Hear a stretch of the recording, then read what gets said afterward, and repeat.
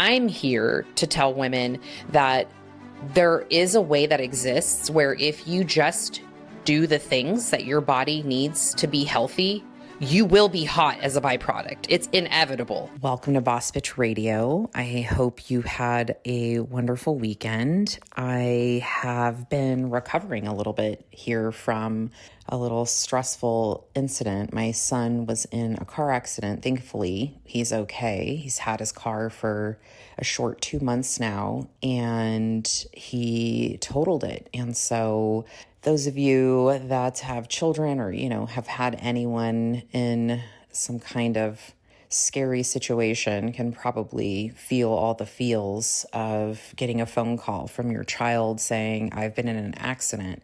Yeah, so it's been a lot. I've been spending a lot of time in my feels and just gratitude that he is okay. And, everything is figure outable. I mean, this is how I've lived my life. And I think it's just ties in wonderfully to really today's episode. I mean, if you're listening to this pretty timely, we're going into the Thanksgiving holiday here in the US. And really it is a holiday of just being thankful for everything. At least that's how I spend my time with my family. It's personally my favorite holiday. And really sitting through all of the feelings and emotions and everything that came up with just having a child who he's a very big child. He's 6'3", but he has very big emotions, and just feeling sad for him, knowing that it was a difficult thing for him to call me and just be so upset about this just seemingly innocent turn down a street, and it has now totaled his vehicle, and how just torn up he is about it. So anyhow, I'm going to try not to get emotional, but I did share a little bit in my email newsletter this week, just briefly. And thank you to those of you that reached out on social and via email to just say, hey, I see you. Thank you for sharing. And yeah, so this episode is really how I turned things around in my life. And I think it's just a more chill episode. Around the holidays, I don't want to bombard you with anything too crazy and heavy with thinking too much, because we're just traveling and doing all kinds of things. But in this episode of Boss Bitch Radio, I was interviewed by Gemma James, who is the host of Muse Yourself Podcast. And we had a nice, lovely, deep, and honest conversation about my journey and the reinventions, the many chapters that have led me to where I am today. And if you've been with me for some time, you've heard it all, but it's wrapped up into a lovely little package here today that I hope is going to inspire you. Gemma had some wonderful questions, and she interviewed me about how my life has shifted from becoming a teen mom when I was 16 to 2 little ones on my own by the time I was 19, to navigating very toxic workplace, financial struggle, and the overwhelming pressure, honestly, to just simply try to survive.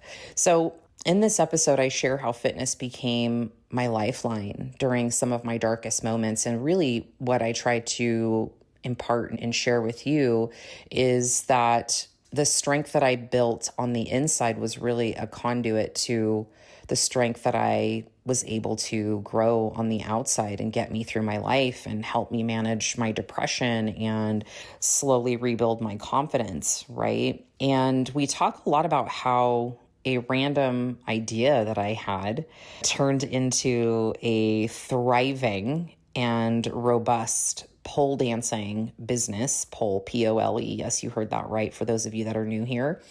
And how it evolved into a women's strength training studio, and how finding these little tiny nudges throughout my life without really knowing the full plan has turned into really a career of helping women over 40 feel strong, capable, connected to their bodies, and living as the bad bitches that I know you all are. So I hope you enjoy this episode. It dives a bit into some midlife health stuff, reinvention, power of movement, and the surprising path that brought me from being a broke ass single mom on every form of government aid to being here coaching women worldwide, Mr. Worldwide. So if you're craving a bit of a fresh start, the new year is approaching and you love hearing some raw, real stories of the growth, the grit, and just the identity shift that really has to happen when you are trying to move past your old self-limiting beliefs and into a new story of how you view yourself, then I think you're really going to enjoy this conversation. So I'm going to let you into the episode. Before we jump in, I just want to give you a quick heads up. Right now, we are approaching Black Friday, and I have a beautiful offer for you. If you are craving a new experience, a new way of thinking about your health and fitness. And what I mean by that is you are just really sick and tired of the way that you've been doing things, right? January 1st comes, you jump on some new boot camp or some new program, and every time you do it, you think this time's going to be different. I invite you to consider my Healthy and Hot method. And it is a month-to-month membership, which is oftentimes a little bit hard for people to want to jump into because they're not quite sure how this fits into their goals. But I'm going to tell you that when you join, you're going to have all of the tools that you need. You guys know I got your back there, right? So all the tools you need, the workouts, the nutrition, that's all there. I'm not going to spend 5 more seconds of breath telling you about those tools because they're there. You've got them. They're at your fingertips. But really, this membership is an unlearning of the old you and the behaviors and the habits that you have continually brought into trying to transform. And this program is different. We help you build that inner strength. We talk about the things that are blocking you from actually staying consistent, the boundaries that you need to set, the life that you're not living, and the conversations you're not having. Really, all of the intricacies that make up your life that tend to stand in the way of you stepping into the woman that I know you are. And so this lovely Black Friday week through the end of November, I'm offering you 50% off for you to step into this first month. And listen, I know it's November. I know you're like, yeah, I want to do this in January. But what I'm going to tell you right now is that the premise of this entire membership is that I am helping you change your identity. The woman that shows up for herself automatically chooses the behaviors, the foods, the exercises, the showing up as who she needs to become to achieve the results that she wants to have. So it's a lot of rewiring how you make your decisions throughout your day. And so if you can do this around one of the busiest times of the year and show up for yourself and show up as the woman that makes those decisions, even when she's busy, you can do it any time of the year. So I'm inviting you to step into the membership, 50% off for your first month, to really see what it's like to work with me, to coach with me every week, to see how the women in the community are shifting, to support each other, to come to these calls that we do weekly with any snags, problems, self-limiting beliefs, stories you're telling yourself, bringing up old diet culture bullshit that is in your brain so I can help you untangle it. This is where you're going to want to be. So I know this is a long intro, but I want you to be there. I want you to experience the mindset shifts and changes you need to finally live in a body and a life that you fucking love. Main character and all the way 2026. Okay. You will find that link in the description or the show notes, and the code is Friday. So when you check it out and you jump in to join to grab that 50% off, just use that code Friday and we'll see you in the next coaching call. It's really that simple. You don't need to wait to start. You don't need to be ready. You're ready. You're ready as you are now. All right. I love you. Enjoy the episode. Welcome to the show, Diane. I'm so glad that we finally got around to doing this. Me too. I'm excited to be here. Thank you for being here. So, when I first kind of became aware of you online and started listening to your podcast, we'd kind of met through an online membership, business membership that we're both in. And I listened to you on another interview that you did on a different podcast. And I've just been so in awe of your story and of all the times that you've reinvented yourself and of all the different hats that you managed to wear as well. So, when I was thinking about putting together some questions to kind of talk about on this episode, I didn't really know even where to begin. I feel like this could go on for days. Yeah. But do you want to start by just telling the Muse Yourself listeners a little bit about who you are, your background, and just kind of your origin story, I guess? Yeah.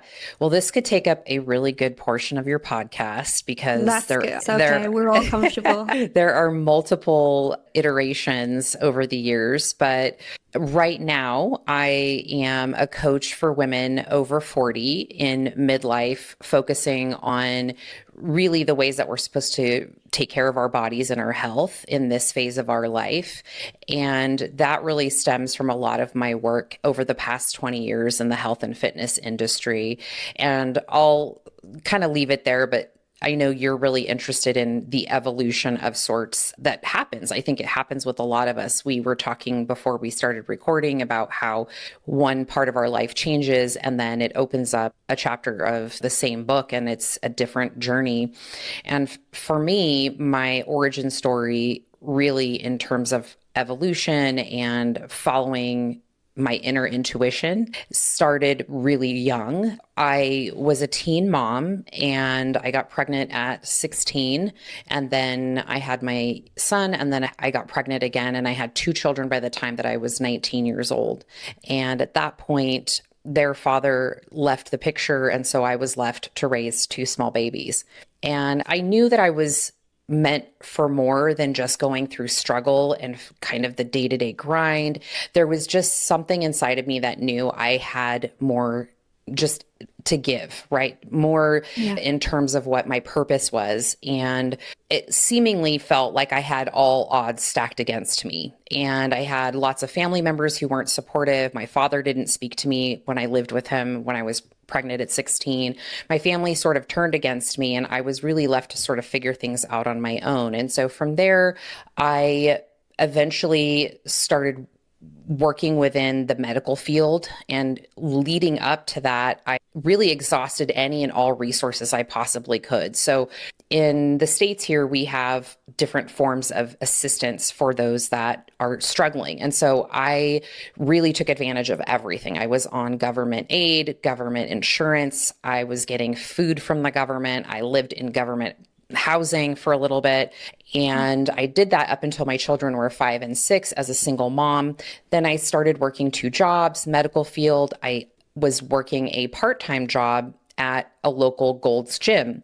And something I had always really wanted to do secretly, but never said out loud, was I really wanted to be a personal trainer. That was my dream. I really thought it was a cool thing to do. It seemed like if you're a personal trainer, like you're taking care of yourself. I really admired the physiques of people who seemed to be in the health and fitness industry when I was looking at magazines. And so that really started to spawn my interest. Is I remember going into the store with my children, walking through the magazine aisles with my grocery cart, and I would always grab this one particular publication called Oxygen Magazine, and I would just devour any magazine that had anything to do with health and fitness. And my kids are, 5 and 6 at the time. So I started collecting this really obnoxious amount of magazines. And this was before the cool thing of the internet was really around all that much. And I started noticing in the back of these magazines, there were these women that were doing these competitions, these bodybuilding competitions. It's really where I became aware that this was even a world that existed out there. And so as soon as I saw that, Gemma, I knew that someday that was going to be me. I'm like, that's going to be me. I just need to figure this out, which then sort of spawned my own little unique interests in fitness and trying out different things and doing jazzercise, going to the gym and fumbling around with the weights, not really knowing what I was doing, Yeah. looking at their meal plans, trying to figure that out, right? So this was all kind of going in the background as I'm a single mom, living on my own, trying to figure out how to raise two kids, working, sometimes 60 hours per week. And I continued that for quite some time. And eventually, the job that I was in was incredibly stressful. I worked myself from working in the front office to working in the back office of a physician's infectious disease doctor in our town. And he was a very difficult person to work for. It was very rare that any employee would last more than a couple months. And the ones that were there for years were me and one other woman. And it was just the two of us. And so we would have other people float in and out, but it was incredibly stressful. And during that time, I really saw my mental health take a decline. And clearly from situational things I was going through, being a single mom, I was actually doing quite well, was able to really no longer rely on government aid, and eventually started thinking a little bit more in terms of what can I do to really improve my mental health. And so going to the gym and being active was essentially a form of mental health care for me, right? It was very helpful for my mental health. And through that process, I realized how impactful it was. But I was in this position where I was in this toxic work environment, and every day, I was crying most days of the week at some point in this job. And eventually, yeah. And eventually I had to rely on antidepressants to just kind of get me through. And fast forward 10 years, antidepressants, still a teen, still a single mom. I ended up getting married. I had my youngest son. I no longer worked in that medical field anymore. And I was working from home doing medical transcription. So basically typing up reports for some oncology doctors that were in our town. And as I was doing that, I became really isolated, and it was difficult because I didn't have friends. I didn't have friends in high school. I got pregnant young. I didn't have friends raising my children. And it was through really connecting with my younger sister and having basically access to her group of friends that she worked with, where we would get together occasionally, usually once or twice a month, and we would start having like little ladies' nights, right? It'd be like we'd have a candle party, we'd have a purse party, we'd have an adult toy party, right? We were doing all of these just things. And I was typically the one that would really scout out what we were going to do next, because I worked from home and I could kind of put that together. The internet was a thing. At this point, I had 3 kids. I was really starving for just some adult interaction. Yeah. And through my sort of fumbling through what are we going to do next, I found the world of pole dancing parties for women. Okay. Now, hold on, for those that are probably tuning out and they're like, whoa, what direction is this conversation going? I had zero experience with any of this, let me just say. But I found it fascinating. And there was this part of me that was like, I really am like, I just crave that, like that confidence that you see women who do this and how they move their bodies and like getting back in touch with my feminine side. And so I looked into it a little bit further, and it was in the UK. I had found it in a forum. It was, I couldn't find anything in our town. And at the time, I lived in this very tiny town in California called Hillmar. And there was a population of, at that time, 3,000 people. It was a great small town to like raise our children in, but there really wasn't a whole lot going on. And I saw this, and I just thought about this, and I thought, I could totally do this. I could totally figure this out. And what I was really talking about at that time is there were women that were actually doing this mobile. So they'd buy a pole that was kind of spring loaded, think like a shower curtain, but way sturdier. Okay. And they would drive to a woman's home. She would bring her girlfriends together, think like bachelorette parties, divorce parties, birthday parties, things like that. And I thought, there's no way that there's anyone around here doing that. I did a quick Google search. There was nobody within like 100 miles that offered this service. And so I thought, never run a business before, but I feel like I could figure this out. I call up my sister at work and I say to her, hey, so I have a crazy idea. What if we taught pole dancing parties? And she said, pool? We don't have a pool and we don't know how to pool dancing. What is this, like synchronized swimming? I'm like, no, pole, like stripper pole. And so she said, well, I don't know how to do that. And I said, well, neither do I, but we can figure it out. Yeah. And so side note, it's so much harder than it looks. I've taken a couple of pole fitness classes. They make it look so easy. It is not easy. It is not easy. And Gemma, what spawned from that was the first domino that tipped into my trajectory of like being a business owner. And so it's a fun story because what we did was we bought into this company, we bought the pole, and they had like these kind of like crappy spa products that they had along with the pole that you bought. And your job was to go pop up the pole and then try to convince these girls to like buy the spa products so you could make some kind of like passive, income type of a thing. Correct. So we bought all the things. We learned how to pole dance on a DVD. I kid you not. The DVD was called A Pole Lot of Fun. I'm not joking. You can look it up. A Pole Lot of Fun. It has like a cheesy little girl cartoon character on it. And my sister and I learned, and I said, we just need to be 5 steps ahead. We just need to be 5 steps ahead of the person we're trying to teach. And I was like, okay, how are we going to get this out into the world? Well, at the time, Facebook wasn't a thing. MySpace was a thing. So I went onto MySpace and I just kind of started posting, like doing pole dancing parties and all this. We got our first actual client, which was about a 90-minute drive from where we were at. And I was so nervous. I remember we had to pull over and do a shot of tequila. Because while you were driving, we got to the city we were at to do this pole dance party. And I said, I am so nervous. I don't think I could do this. And she's like, we're going to have to go do a shot. So we did a shot. We show up. It's this great group of girls that were like 20 who, one was getting married. There was like 6 of them. We pop up a pole. They had the best time. And from that moment, I was hooked. Yeah. I was hooked on sharing something so fun and making money. This was like, pinch me, like I'm dreaming, right? So that ended up morphing into, after about 3 or 4 months, people started asking me for lessons. So I started holding lessons in my house. I would kick my husband out with my 3 kids. I would tell him to go down the street to my sister's house where my brother-in-law at the time was with my niece. My sister would come to my house and we would teach women out of my house. It started with 1 night a week, then it went to 2 nights a week. And then eventually my husband at the time said, look, you're kicking us all out. You got to figure something out. Like you got to rent a space somewhere because this is becoming like a business.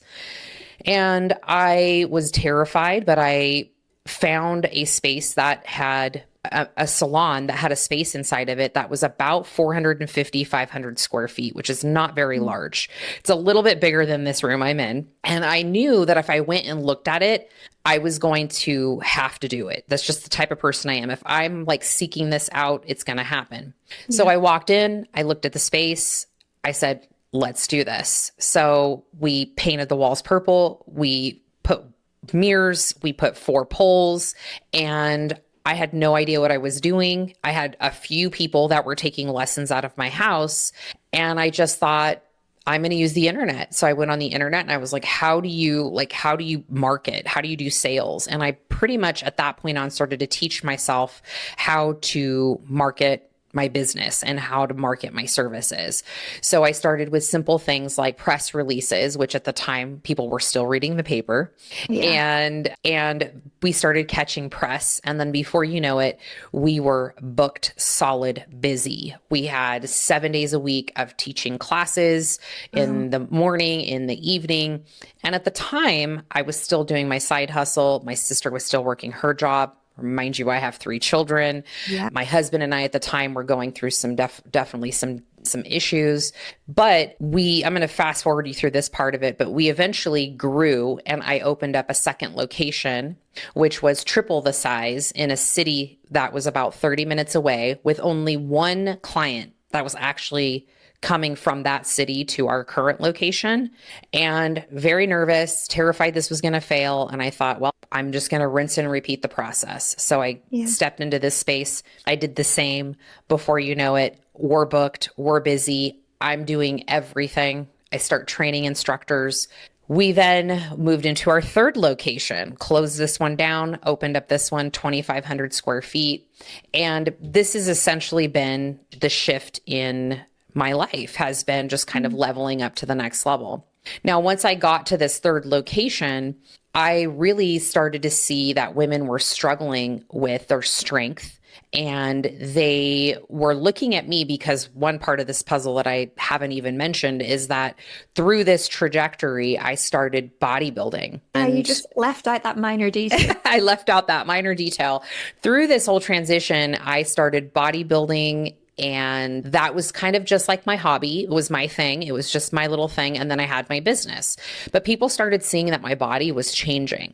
And they were like, okay, is that all from pole dancing? I'm like, no, like I do some strength training, and having to explain to them this, right? And so I felt that I needed to add a strength component to my studio to really support these women that were pole dancing, because they needed to be stronger and it wasn't just happening through pole. So I added a whole boot camp component that blew up and eventually became another second offering at my studio. So we did this for many years. And when COVID hit, I was already at the crux of wanting to be done with the large group classes. Pole dancing, as much as I loved it and it was fun, I had been doing it at that point for over 10 years. And it's definitely a novelty, right? It's a novelty thing. It's fun. We would have like a core group of girls that did it consistently, but it was really sort of just a like, come and try it with your friends. And then it wasn't something that people were sticking to like a gym. So the layer of the boot camp was really helping that. But when COVID hit, I sort of saw this as an opportunity, because now we had to social distancing and people were really scared about large group things. So I made a very bold decision to rip out all 10 poles and to invest about $60,000 in equipment that would replicate how I believe women should train their bodies if they really want to see change, right? Because people were very enamored by how I was able to transform my physique. And I kept telling them, I'm not doing that with boot camp. It's not just like throwing myself up and down off the floor and like running around the building. So I called every single one of our clients. I got on the phone with every member and I said, this is what I'm doing. If you don't want to be on board, I totally understand, but this is why I think it's important. And I think all but 2 people decided to trust me with the process and were okay with paying me double of what they were paying originally. And I don't want to say the rest is history, but I turned it into a personal training studio for women. And so right now that still exists. It's in California. It's run by my team. And through that journey, I then started the podcast, and it was supposed to be kind of like my bodybuilding. It was just my little passion project thing that I was going to do for funsies. And then that exploded into another business in and of itself by being such a great vessel to share my passion and my purpose with women. And it became the vessel for my online coaching business. And here we are. There's the evolution of all of that. One of the things that I love so much about that story is I feel like it's just proof that we don't need the whole picture. Like, I feel like so many of us hold ourselves back from taking step 1 because we don't already know what step 10 is going to be. And your journey, like everything you just said, every little step was just such a natural evolution of the previous step. You didn't go into it knowing what it was going to turn into or even like what the next step would be. It just kind of evolved so naturally. So I love that. Thank you. Yeah, it's been a wild ride, let me tell you. Yeah. You spoke a little bit about initially getting into fitness and nutrition and all of that stuff as a way of helping with managing depression and coming off meds. And part of me resonated with that because I have struggled on and off, sometimes quite badly, with anxiety since losing my husband. I also didn't personally like being on medication. I wouldn't tell anyone not to. Like, that's not my place. It's a really personal decision, but it just didn't work for me. I didn't like it. And the biggest thing now in helping me manage that is exercise and movement. And obviously, the other things like sleep and nutrition and all the boring stuff that we don't want to hear. But exercise, if I had to pick one, that has definitely been the biggest helper for me. And so I love that you talk about that as such a big part of what you do. And I'm interested, like, whenever you were kind of still at the beginning of this journey and getting into exercise as a way of helping your mental health, what were some of the biggest realizations, I guess, or any changes you noticed at the beginning that were really surprising to you? Because I guess this was still at a time when we didn't necessarily have such a strong, like we link mental health and exercise together really strongly now. We know the effects of exercise, but I don't think it was as much talked about back then as being so linked. So yeah, interested to know like what that initial change, what you started noticing. That's a great question. What was immediately apparent to me when I started exercising was after I was done, how fantastic I felt, right? It was like this, there's no hiding the fact that exercise boosts your natural endorphins, right? Yeah. And so what I was noticing is I'd finish a workout and I just felt like I had much more mental clarity. I felt like I had more energy. I would get home and I would just, it's the saying bodies in motion, stay in motion is absolutely true. So I would get home and sometimes it would be me taking my kids with me because at the time I was working at Gold's Gym and because I worked in the daycare, I could take my kids there for free. So I was getting paid to work weekends, but I was also getting a free gym membership and free daycare, that was probably what really got the momentum going. If I had to look back in terms of me getting really consistent and valuing exercise as a big piece of my mental health, because I would seize any opportunity I could. If my kids didn't have, I was very diligent about making sure my kids were always in some kind of activity. So if my daughter wasn't in dance or gymnastics, or my son wasn't in football or soccer or whatever, I'd scoop them up and we would go to the gym. I would take them to the daycare and I would go take care of myself. And I know a lot of moms struggle with that, right? Because they feel guilty and all of that. But I knew that I was such a better mom once I spent an hour on myself, because not only did I have more energy, I would get done working out. I'd grab my kids from the daycare. I would just be a happier person overall, was able to manage my stress so much better. And then when we got home, again, bodies in motion. So I would just be like cleaning up and tidying the house, making sure they're doing their homework, doing all the things. And I would just go to bed feeling like this sense of accomplishment, right? Like, oh, okay, everyone's been taken care of. I've been taken care of. I can handle being a single mom with 2 kids better because I've increased my capacity to handle stress. And it just became something that I quite frankly got addicted to, because bodybuilding is very much not a healthy sport. And I didn't really even touch on that a whole lot, but I ended up doing 16 bodybuilding shows. I became a bodybuilding professional. I started coaching women in bodybuilding. So my obsession with movement was really because I saw how great I felt as a byproduct. And over the course of 10 years, I had been on at least 5 antidepressants that I could think of that we were kind of experimenting with, because they all had some weird side effect one way or another. And again, to your point, I don't advise that people don't go on antidepressants or try to take themselves off. I just knew that's not something I wanted to rely on. And I really wanted to figure out the root cause of my depression and get to the bottom of what that was about. And so exercise was a huge tool in that. And working with my doctor, who kind of begrudgingly didn't want to really get me off of the medication, we I started to wean myself off. And that was probably, I would say it took me at least a year to really do that wholeheartedly, because you have to be under it's best to do that under the guidance of medical Yeah. professional for sure. Yeah, it's a process, isn't it? Especially if you've been on them for a long time. Yeah. 10 years is no joke. Yeah, yeah. I think like for me personally, there's no medicine like it. And I feel like sometimes we can feel intimidated by thinking, oh, it's not going to make that much of a difference, or there's no point if I'm not committing to some kind of hardcore, like 60-minute lifting heavy weights in the gym. It's like, no, literally any movement makes a difference.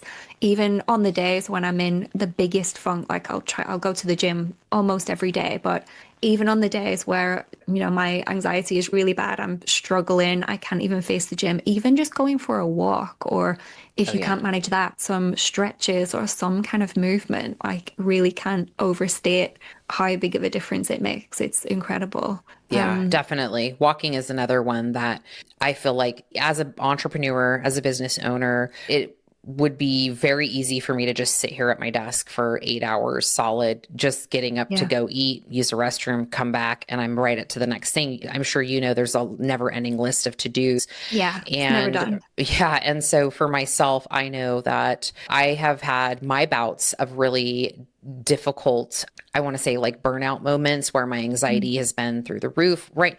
I don't have so much depression anymore. I think I'll have like blue moods occasionally, and then my period Yeah. comes, and that's always another conversation.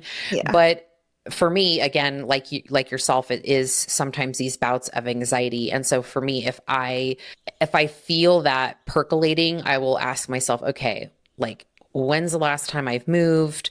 How Mm. much caffeine have I had today? What is just kind of stagnant that I need to work through? And like you were saying, sometimes it's for me to drive my butt down to the yoga studio and do a yoga yin class where I'm like sitting on the floor Yeah. the whole time, but I I'm just love like, yin yoga. oh gosh, I've done so much yin yoga this year, and it has been a game changer for stress for sure. Yeah, Yeah. I only discovered it for the first time. So I've been traveling the last few years, and it was when I was living in Portugal.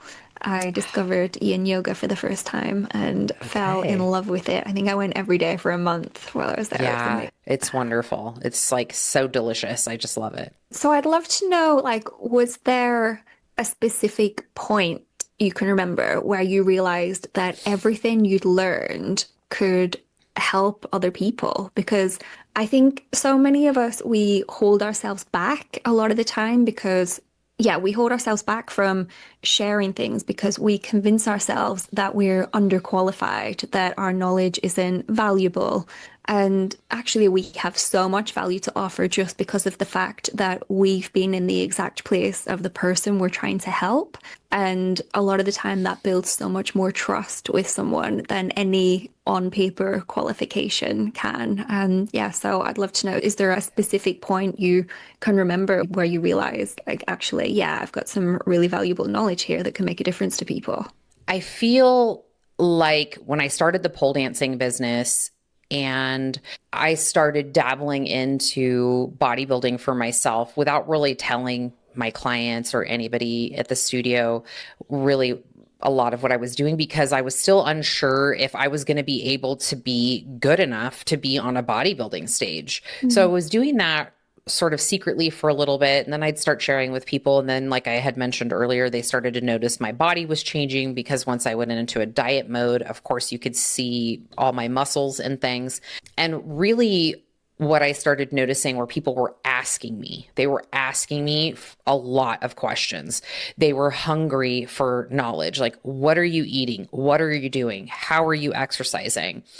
And so I felt like I knew enough, kind of like when we started the pole dance business. I'm like, we just need to be 5 steps ahead. I felt like I Mm. knew enough that I could help people get results. So probably about a year into my bodybuilding journey, maybe two, I finally decided I wanted to start offering my own sort of transformation programs for women. And this was likely 2012-ish. And so I started sitting down, I started doing research and just trying to see like, what are other people who are doing transformation programs? Like, what are they offering? Just so I can get an idea, because I had no clue like what that would entail. How do I write meal plans? Like all these things. And then what I decided, because I'm very big on having some sort of structure and education around the process of things, is I decided to sign up for the Institute of Integrative Nutrition to get more knowledge and expand essentially my offerings. And that was a huge help. So paired with the fact that I felt like I could, with my eyes closed, tell somebody how to do a workout plan very easily and what would be successful. I started to really understand how important nutrition was as my own body was changing, but how much people didn't really understand about nutrition. And so that was really the key point where I said, okay, I can do this. And I created a program called the Goddess Body Project. And so that started in probably 2012, 2013. And then once I started competing, people wanted me to be their coach. And they're like, can you coach me to compete? And I didn't feel qualified. But at this point, I had, I want to say 3 or 4 shows under my belt. And I had a few clients who have became friends. And I said, if you are interested, I will coach you for free, so long as you allow me to use your before and after photos as testimonials, because we're doing this together. Like, I'm kind of learning with you. And as long as you're all right with that, then that's how it's going to start. And then that set off a whole nother row of dominoes. And now at this point, between myself and my other coaches, assistant coaches, we've probably had close to 100 women on stage at this point. Yeah. Wow. Did you find any kind of common themes whenever women initially started coming to you? Like, would they come for, was there an aesthetic transformation? They wanted to physically change their body, but leave with something deeper. Like, do you think there was something deeper there they actually wanted to work on, like confidence and healing, self-worth, anything like that? It's definitely been a cauldron of sorts in terms of the reasons why women have come to really seek out our coaching or my programs. With the pole dance side of things, I think there were a lot of women who just wanted to get in touch with their feminine side, their sensuality, that piece of things. I think for the fitness side of things, there are so many different pain points that people will insert themselves into, starting to take care of themselves. Sometimes they have seen themselves in a photo and they're just now like, gosh, I didn't realize I had kind of let myself go and not taken care of myself. And so that's sometimes a wake-up call. I will see women who have been taking care of sick parents, right? They've been really in this phase of just like having to go through that situation, and parents have either passed or what have you, and they'll come to start taking care of themselves. They've had a life scare of some kind of health scare where maybe they've gone in and their doctor's telling them their bone density is way too low. They need to start strength training. I've had people who have come out of divorces and it's like a revenge body situation. I was just going to say revenge body. Women who are going on trips and they are just like, I'm going to be in a bikini for 7 days and now I'm panicking and I need to kind of get my body back in a shape that I feel confident in. I mean, it's all over and across the board. But what I found most interesting about my time as a personal trainer, and honestly with the pole dancing side of things, is seeing how women's lives change when they start taking care of themselves. Yeah. So they realize how strong they are. They realize how capable they are. They start to feel more confident. They start to have a little bit more pep in their step.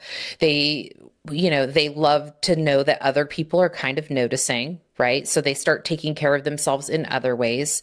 Yeah. And it just becomes essentially a gateway for them to really step into that next chapter. And I really feel that fitness has provided that for myself. So it only makes sense that it happens for other women, because if you would have seen the girl I was in high school and the girl I am now, because I'm just a girl still, it is a night and day difference. I was very painfully introverted, shy. I would eat lunch in the high school bathroom if my one friend didn't come to school. I didn't have a group of friends. I didn't have social activities. I didn't play sports, to now having a community of women who come to me and we work together in just sort of figuring out this thing called life. And the way that we're doing it is through fitness, quite frankly. Hey, I know you are knuckle deep in this podcast episode right now, but I am here to just let you know that if you aren't on my newsletter list, this is where you want to be. This is where I will be sharing more behind the scenes content of some things that I'm working on, some projects. If you're interested in any of the retreats or workshops that I'm going to be hosting coming up in 2026 and beyond, you're going to want to be on the newsletter list. Listen, I know email is archaic. I know we hate being in there. I know it's scary, but you can do it. We can do this together, because the emails you get from me are not going to be the shit spam emails that you get from everyone else. All right. I'm talking about real stuff that's useful for you in real time, that you can reference, stuff that's going to jog your brain a little bit, make you think about life, not just another influencer who's just spitting a new workout and a meal plan at you. Plus, anytime I create any fun freebies, any actionable tools, steps, or strategies, my newsletter people are the first to get it, and you won't want to miss out, especially for retreats and workshops that are coming up, because this is the shit that makes you the boss bitch that I know that you are dying to be in your life. All right, go check out that link. Yeah, I love that. And it's not just the physical changes that impact your confidence, it's making that mental shift of starting to think, oh, actually, I'm worth taking care of. Most definitely, because a lot of women, and I find this particularly with the demographic that I work with, the women over 40, which still struggle with putting themselves first and being people pleasers and finding the time after they have to do everything to take care of themselves, versus where do you live on that to-do list? Where are you on this list of things that you're doing all day for everyone else? Where do you fit on here?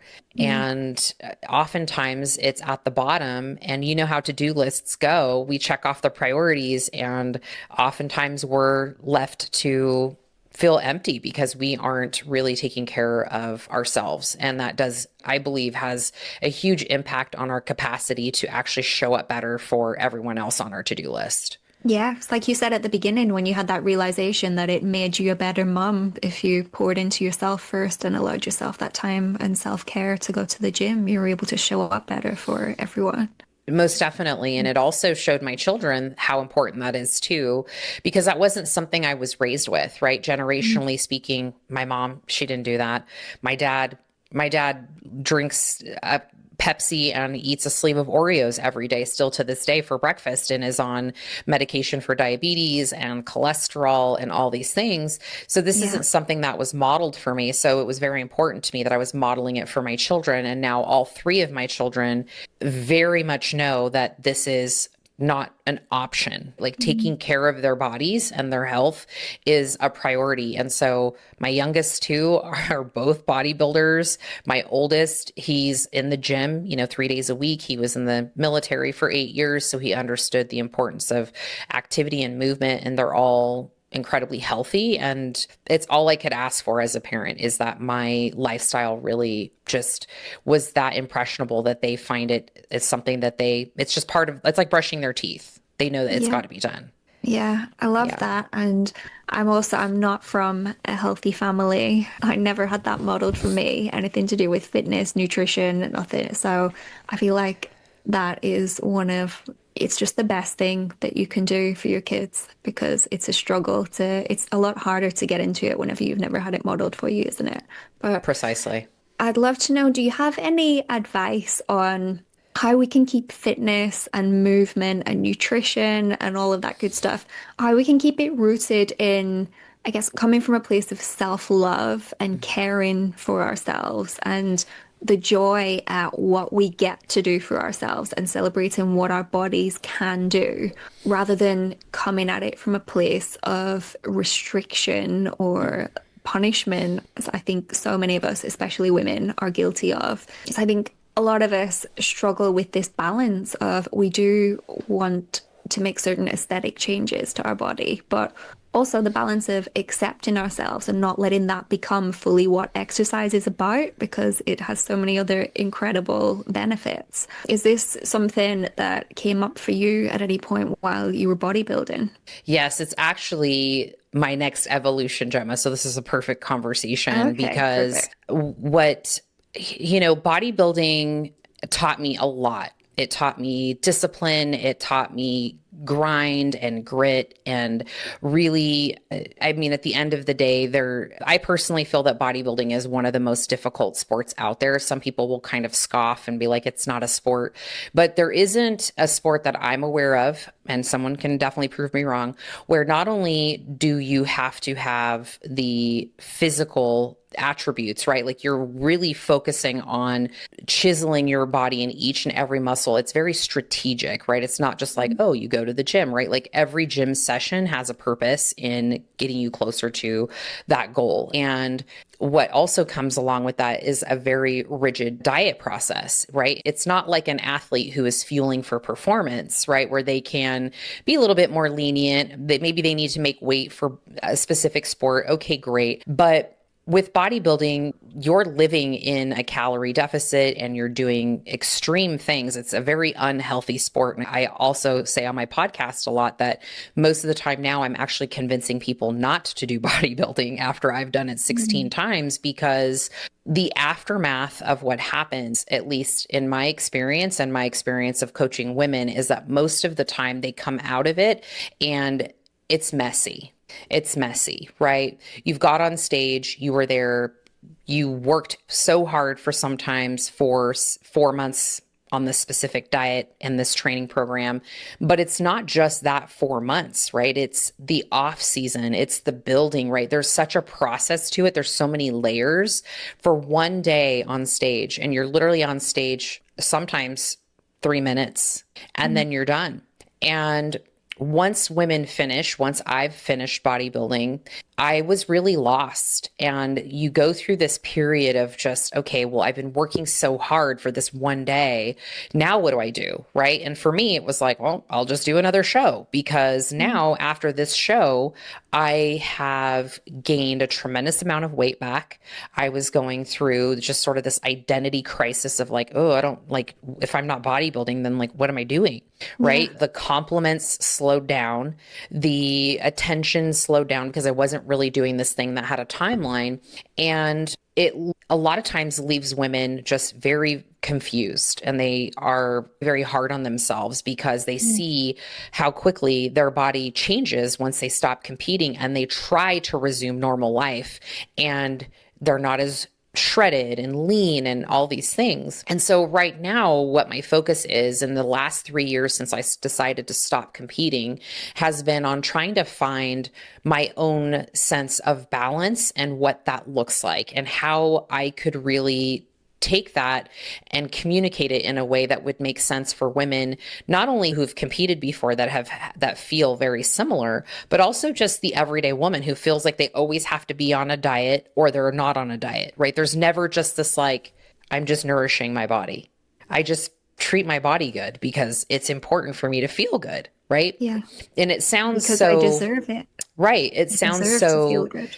It sounds so simple, but it's not easy. And the reason why it's not easy is because we have all this stuff coming at us about, media and how we should look and all these things. And I get it because I was toting that. I was selling that.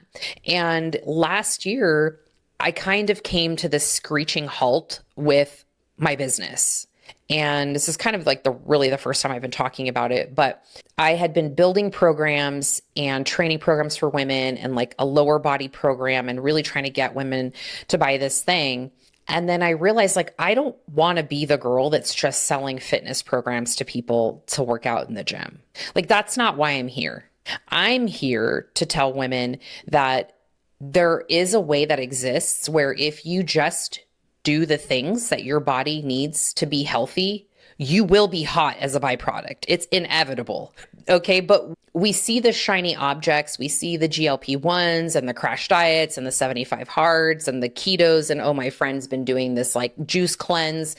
And we're so desperate because we're in pain and we just want that result. But we know that's not sustainable. That's not something that you can do forever. Right. But the common thing I hear every time is I just want to do it just to get me going. I just want to get first 5 or 10 pounds off, which is a negative feeding cycle because you'll lose that first 5 or 10 pounds doing a juice cleanse or keto or whatever, and you'll feel excited because it's working. And then you're like, okay, now I'm just going to do normal things. And once you start doing normal things, you probably are going to gain those 5 or 10 pounds back because that was a restrictive way to do things. And it makes sense, right? It makes sense. It did its job, but it's not permanent. It's not something that's going to last. And so women get really frustrated and kind of get in this, what I call this diet cycle, rather than I'm going to take, which sounds audacious. Okay. So hold on to your panties. Okay. I'm going to take a year to just focus on being healthy and let's see what happens. I know it's crazy. It's a crazy thought, but that's what I'm trying to sell people right now, which is my healthy and hot method. And essentially what I did was I created a 12-month sort of evolution that women are going to go through, because the things that we're dealing with in June and July are not the same things we're dealing with in January when it comes to like our bodies and the seasons. And so I tailored each month to have a specific focus. So we're really getting down to the foundational things that are important. Sleeping, nourishing yourself through sleep, right? Understanding how much cardio do I need, health and longevity, because that's probably going to be the prescription that you need to actually get the body that you want, because the next piece of that conversation is focusing on nutrition that is actually nourishing your body. What do you need as a woman over 40? We need protein, right? So we're going to focus on protein. Well, the confusion comes in because women they want rules. I want you to tell me what I can eat and what I can't eat. And I'm not going to tell you any of that. I'm going to tell you, you're a smart woman. You've probably raised children. You're probably an entrepreneur. You're in a job. You're smart. You've got here to this point on your own. You know, if I sat a plate of fried chicken and French fries or a steak and potato and some veggies, which is probably going to be the better option, Gemma, right? So we've outsourced our thinking to a world that's told us, oh, we need to be skinnier or fitter or toner, and not really invested in a process that's actually going to teach us how to fuel and nourish our bodies for what we need to do on our day-to-day lives, right? Like training programs that are going to model the things that you want to do for health and longevity. I want to be able to step up into my lifted Jeep without needing a step stool. I want to climb onto my counters and feed my plants at the top of the ledge of my kitchen and feel like I know how to balance myself, and I've strengthened my legs to do that, right? Like little things like that. My strength training programs are designed not only for health, but for hotness. It's like the best of both worlds. Do you find there's still reluctance in women around strength training and lifting weights? Because there's still this I think not so much now, but I think there's kind of a historic, like back in the day, women, we would be like, oh no, we can't lift weights, we'll get too bulky. To now, do you still find that there's any reluctance around that? I find that women over 40 I find it more with that demographic, right? I tend to attract those that already know they need to do it and they understand, like, okay, lifting isn't going to make me bulky, but walk into any gym still to this day and go into the weight room and you're still going to see 90% men, 10% women, because women are still intimidated and afraid. And a lot of times it's because when they enter that environment, what do they see? They see a bunch of men Oftentimes they're muscular, they have muscles, and women immediately associate that with a place that men should be and not women should be, when that is not the truth. So research has been showing that in order for us to have good quality of life, muscle is the organ of longevity. And we need to be training it in a way that's not just like pink 5-pound dumbbells, or I'm going just to Pilates, I'm doing yoga, or I'm running, right? Those things are great and they can serve their purpose in your plan, but you still need a foundation of at least, in my opinion, 3 days of a strength training program that is actually going to provide enough resistance to not only stimulate your muscles to grow, which you want, but also to provide enough stimulus for bone density over the course of your lifetime. Because that is where we see the biggest problem, is women entering menopause and beyond, and then they haven't been strength training, and now they're at risk for osteoporosis or osteopenia and things of that nature. Yeah. And I think like we were educated differently years ago as well, weren't we? It was all about women should be doing cardio. That's what's going to keep us thin. It's all about being thin. We were told to, and aerobics. It was all, you know, getting on the treadmill and doing step aerobics and all of this stuff. And yeah, so I think it's a hard cycle to break, but we've come so far. And I love when I go in the gym now and I see younger women, like the next generation, and they're there and they're lifting. And I just think, yeah, it's amazing. It is. And I think the women in their 30s are now sort of hearing this dialogue and this conversation. And I think that is making an impression on them earlier. And we're definitely seeing this sort of evolution in social media where it's like the muscle mommies and like it's cool to be strong and things. And I'm really trying to rub that off on my 40 and over women. But we, again, to your point, we were living in these highly cardioed group exercise type of places, and it served a purpose when we were in our 20s and in our 30s. But as our hormones are changing, we have to think about our bodies in a completely different way. We need to train in a way that supports our hormones, when those types of activities actually make the symptoms of perimenopause and menopause actually worse. So the research is out there. If anybody is interested in learning more, Dr. Stacy Sims and Dr. Gabrielle Lyons are two very follow them on Instagram. Yeah, they're two very big pioneers in this sort of men or women are not just small men, and we actually need to train for strength. And also there's cardio in there too, for sure. Yeah. So you've done so many different things, and I love that they've all just kind of had this overarching theme of everything is about helping women become their most iconic selves, their most amazing selves, physically and mentally. It's about the whole package, the whole woman. So I'd love to know what that actually means for you, like having been through your particular journey. What does being iconic mean to you? And how has that changed over the years? Like, do you think it means something different now rather than what it did maybe a few years ago?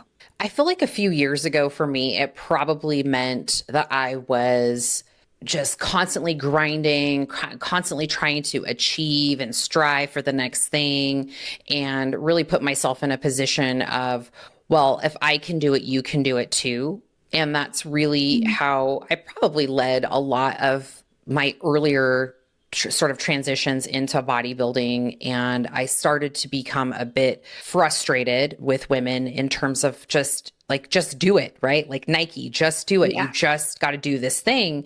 And it kind of left me a little bit bitter sometimes, really just wondering like why I couldn't get women to it was like an engine that wouldn't turn over, right? They'd get so far, but they wouldn't commit and continue and keep the ball rolling. And right now, for me, being iconic really means is that I'm showing up for myself every day in a way that feels good for me. And that is not defined by what anyone else thinks. So it's not because I'm hitting a certain amount of macros, or I'm hitting a certain amount of steps, or because I've nailed all my training days, or I've reached a certain level of income. It's really stepping into my day every single day and saying, okay, how can I show up? How can I serve? How can I be authentic, but also take care of myself? And it's more of a come with me versus look at me. Yeah, love that. Do you still have any moments when the self-doubt creeps in, even as someone now who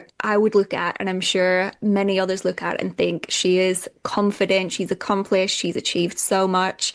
Yeah, does the self-doubt still creep in, and how do you navigate that? It does. I feel like it shows up when I'm about to make a new evolution. Like I'm about to evolve into another area that maybe I haven't dabbled in yet. Right now, I'm at that crux of essentially, I don't want to say self-doubt, but I'm really questioning if I'm the person that's going to make this new chapter happen in my life. Is this where really the direction I want to go? So whenever I have that moment, anytime that I was questioning anything, right? When I decided to rip all the poles out and just say, I'm going to do this thing, the amount of fear that percolates and just sits at my chest when I'm about to make a big decision, I have to listen to my gut over the actual feeling like that my body is giving me, right? Because it's fear, but also I have conditioned myself to just tell myself, you're just excited.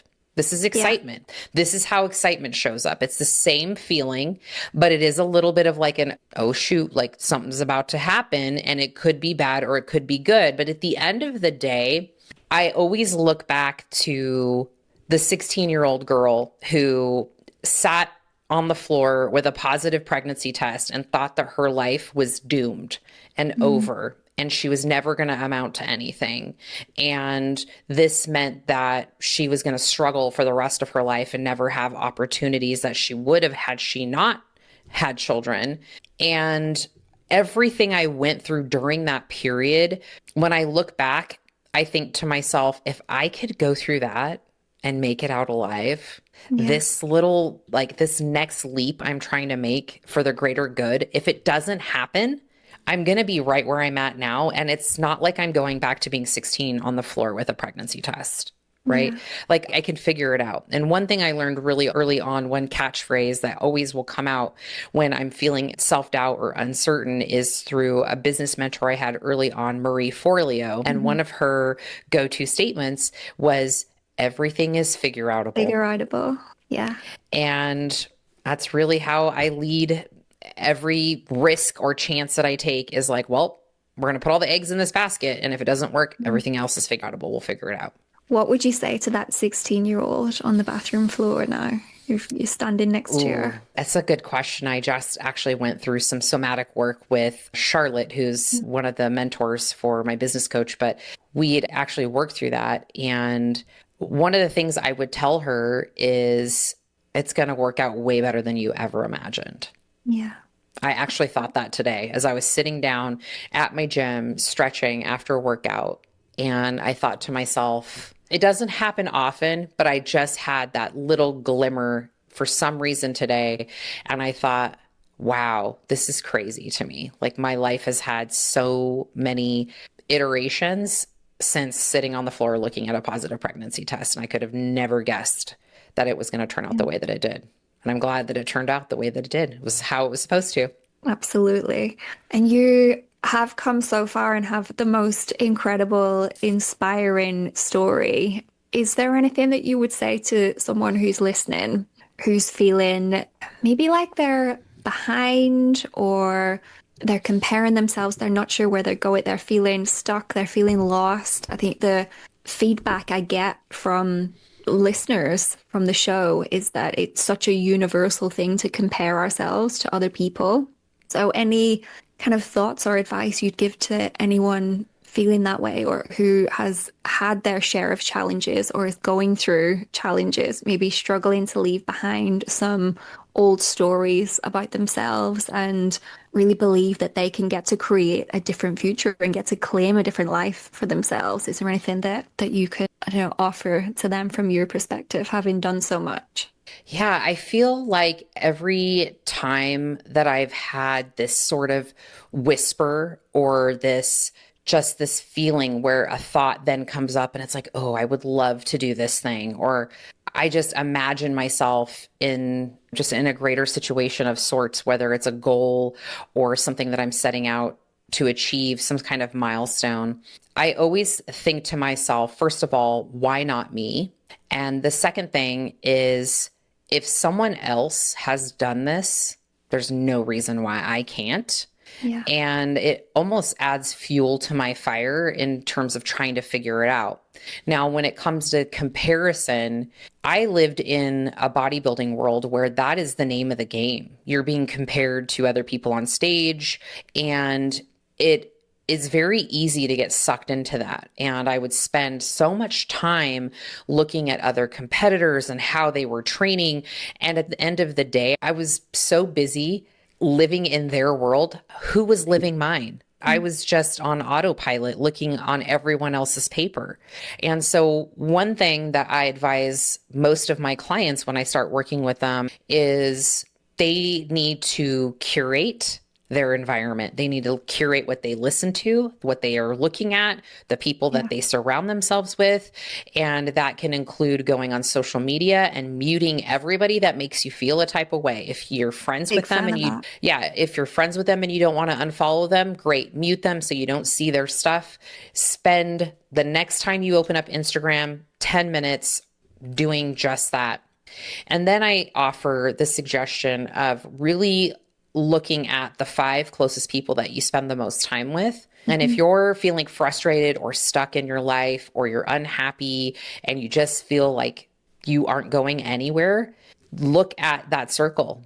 Who is the person or people that are going to help lift you up, that are going to be supportive, that you can learn from? And who are the people that are what I call the crabs in a bucket? Like crabs in a bucket, they're always pulling the ones down so they can get to the top. You know, energy vampires and things of that nature are just people that I have a complete aversion to.